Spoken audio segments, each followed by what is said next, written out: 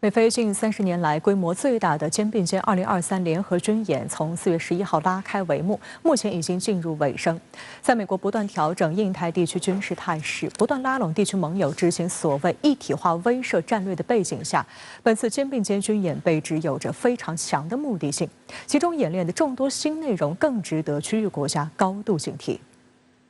4月26号，外交部发言人毛宁在例行记者会上就美菲肩并肩军演表达了中方的立场。中方一贯认为，国家间的防务安全合作应当有利于维护地区的和平稳定，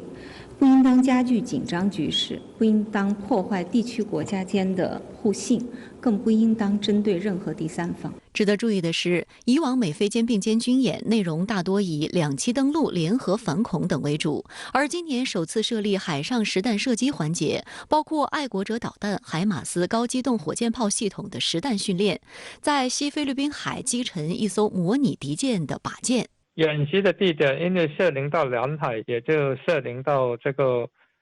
中菲南海争议的这个疆域。今天的演习当然也是非常有针对性的。26号，沉船火力实射在3苗里士海域靠近中国黄岩岛的位置展开。被选为靶舰的是一艘老旧扫雷巡逻舰，原为1948年由美国海军赠送给菲律宾海军的米格尔·马尔瓦尔级护卫舰，标准排水量650吨，已于2021年退役。演习中，由部署在夏威夷的美海军陆战队第3滨海作战团在岸上动用了海马斯攻击模拟靶舰。根据此前的报道，美军应该还使用了可在多个平台上发射的海军打击导弹。海军打击导弹是美国雷神公司从挪威康斯堡公司引进的新型反舰导弹，最大飞行速度0.95马赫，射程180到200公里。对于 NSM 这种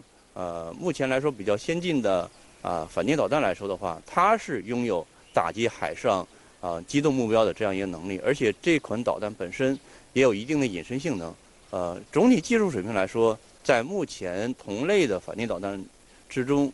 算是比较不错的。分析指出，这实际上是一个远程制海的科目，显然是针对南海和台海的一些情况而设计的。通常美军只会在环太平洋这类大规模联合军演中设置沉船火力实射科目。在去年的环太演习中，美海军退役护卫舰佩里级戴维斯号就在美国海军与澳大利亚、加拿大和马来西亚海军的一连串导弹攻击下，沉没在夏威夷爱岛以北92公里处4500米深的海底。如今这一科目已经扩展到美菲肩并肩，也表明美军对这一军演的重视程度逐渐上升。在与菲律宾的联合演习中来进行这种反舰作战的这样一个演习内容，很明显来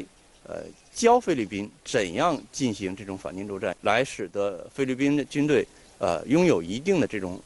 岸对舰的这样一种反舰能力。在中菲关系因菲律宾的举动走向紧张之际，4月21号到23号，中国国务委员兼外交部长秦刚应邀访问菲律宾。期间，菲律宾总统马克思在会见秦刚时承诺，台湾问题是中国内政，菲方将一如既往恪守一个中国政策，菲方将坚持独立自主，不选边站队，愿深化菲中友好，扩大合作，加强沟通。